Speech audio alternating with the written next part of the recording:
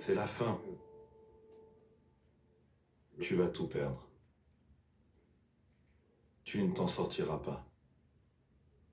Tu n'es pas assez intelligent. Tu n'es pas assez intelligent. Tu as attendu trop tard. Tu aurais dû commencer plus jeune.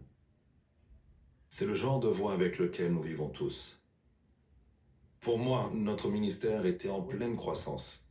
On vivait dans une maison très belle, la plus belle qu'on ait jamais eue. On conduisait une belle voiture. On vivait avec de salaire en salaire en réussissant. Chaque nuit, je me couche. Après que ce soit endormi, j'entends les voix. Ces voix sont le genre de voix qui vous empêchent de croire en votre propre vie, qui vous empêchent de profiter des bons moments et de croire qu'ils vont durer.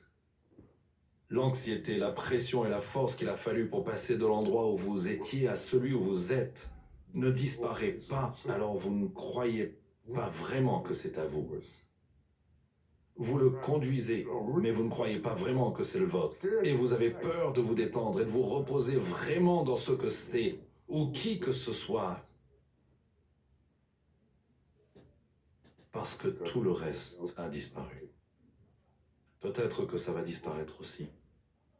Nous parlons de la foi pour les mauvais moments, mais vous avez aussi besoin de la foi dans les bons moments.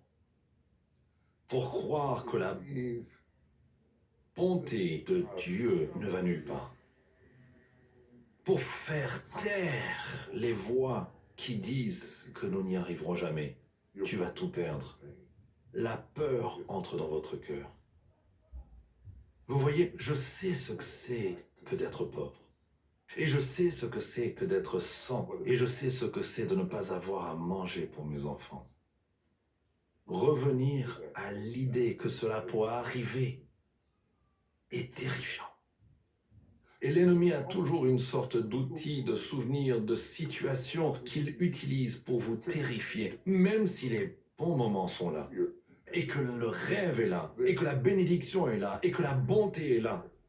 Mais il y a toujours ce défi obsédant et lancinant qui dit « Ne te détends pas, tu ne vaux pas la peine, tu ne mérites pas,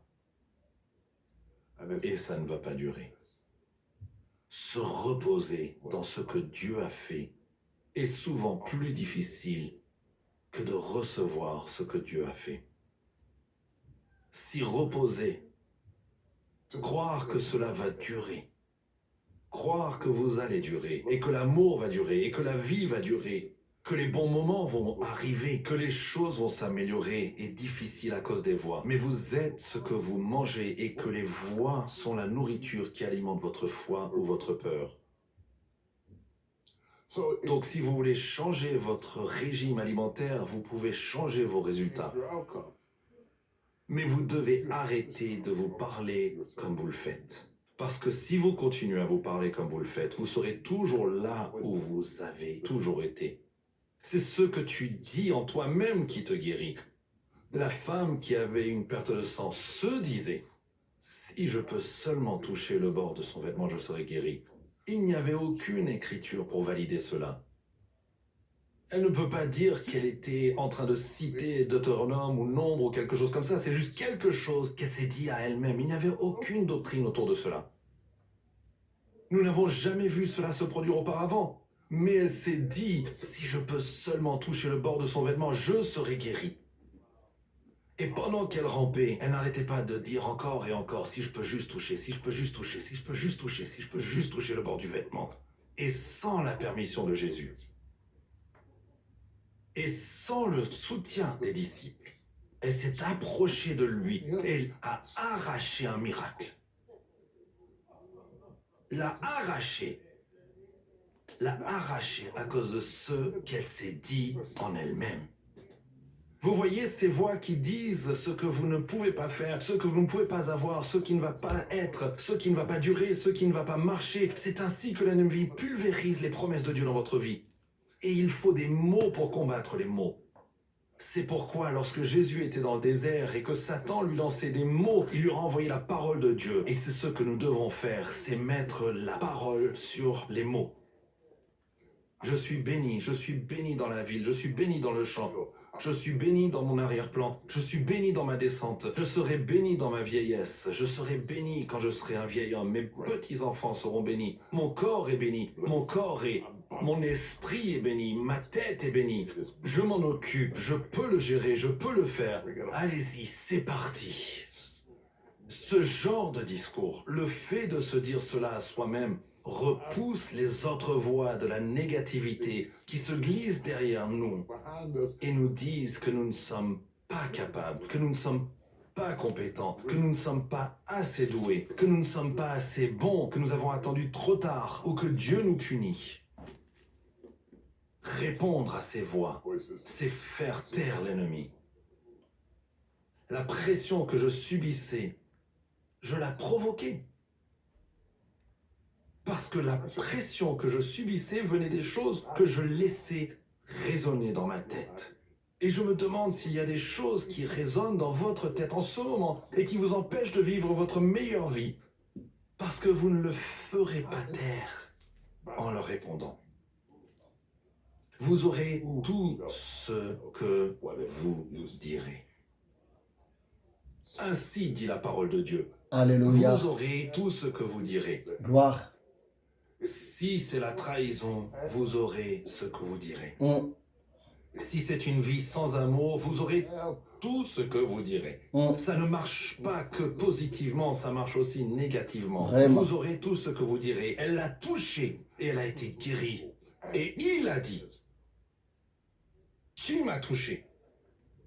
Ce qui veut dire qu'il n'est pas conscient de ce qui se passe. Tout ça se passe dans sa tête. Tout ça s'est passé dans sa tête et le Seigneur qui est omniscient a posé une question, qui m'a touché? Et les disciples voulant être importants lui répondirent, tout le monde t'a touché. Il a dit, non, non, non, non, non, non, non, non. Ce n'est pas de ça que je parle. Tout le monde autour de moi ne m'a pas touché. Tout le monde autour de moi ne m'a pas touché. Tout le monde autour de moi ne m'a pas touché. Ce n'est pas parce que tu es autour de moi que tu m'as touché. Quelqu'un m'a touché. Quelqu'un m'a touché. Et elle est sortie de la foule. Penaude. Alléluia. C'était moi. C'était moi. Elle. Oh, merci, Shiloh. Que Dieu soit complètement béni, élevé. Oui, bien-aimé. Je voulais seulement contribuer à ce que l'homme de Dieu, le patriarche, le bishop te dit, Jack vient de nous prêcher. Bien-aimé, écoutez-moi très bien. Si vous lisez Jacques chapitre 4, verset 8, mais que dit la parole de Dieu? Jacques chapitre 4, verset 8, la parole de Dieu nous dit ceci, approchez-vous de Dieu et l'Éternel Dieu s'approchera de vous. Par là, je voulais seulement vous dire, bien-aimés, tout le monde a le droit de s'approcher de Dieu. Tout le monde a le droit de chercher la face de Dieu pour sa vie, pour sa famille. Tu sais pourquoi? Parce que l'homme est créé par Dieu. L'homme est sorti de Dieu. L'homme est l'œuvre d'art de l'Éternel Dieu. Mais quelque part, pour expérimenter la réponse de Dieu, pour expérimenter la solution de Dieu, ce qui est important, l'homme devrait avoir la foi en Dieu. Oui, bien-aimé. L'homme devrait avoir la confiance en Dieu. Et beaucoup plus, pour l'homme qui a donné sa vie à Jésus, pour l'homme qui a déjà accepté Jésus dans sa vie comme Seigneur et Sauveur, la personne a beaucoup de la chance d'expérimenter la faveur de Dieu par rapport à sa vie. Bien-aimé, je voulais seulement te dire, tu peux t'approcher de Dieu moyennant ta pensée. Tu peux t'approcher de Dieu moyennant tes idées. Tu peux t'approcher de Dieu par une simple prière de la foi.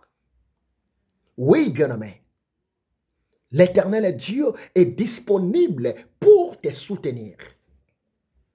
L'Éternel Dieu est disponible pour te répondre. Mais voici ma créature. Mais voici mon fils. Mais voici ma fille. Mais ce que Dieu attend de toi, ce que Dieu attend de moi, c'est de s'approcher de lui. C'est vraiment important. C'est de s'approcher de lui avec foi. C'est de s'approcher de lui avec détermination, moyennant nos pensées. Crois-moi, c'est la vérité. Dieu connaît tes difficultés. Dieu connaît tes besoins. Dieu connaît ta souffrance. Mais l'Éternel Dieu a seulement besoin que ta pensée, que ta vision soit fixée vers lui, soit fixée à la lumière de sa parole. C'est pour cela que j'aime bien David. Si vous lisez Psaume 73, verset 28, David a dit, m'approcher de Dieu, c'est mon bien. Oui, bien-aimé. Tant que nous sommes encore sur la terre, les problèmes seront toujours là. Tant que nous sommes encore sur la terre, les combats seront toujours là. Mais écoutez-moi très bien. Notre Dieu peut tout. Notre Dieu est capable de tout. Lui seul a le dernier mot pour nous aider, pour nous soutenir, pour nous délivrer devant nos problèmes. Que Dieu vous bénisse abondamment. Ne sois pas trop négatif, mon frère. Ne sois pas trop négative, ma sœur. Mais au contraire, que ta pensée s'approche de Dieu, moyennant ta foi. Que ta pensée s'approche de Dieu, moyennant ton espoir, parce que rien n'est impossible à l'Éternel Dieu pour toi et pour moi. Que Dieu vous bénisse abondamment. Nous sommes ensemble. Soyez bénis. Amen.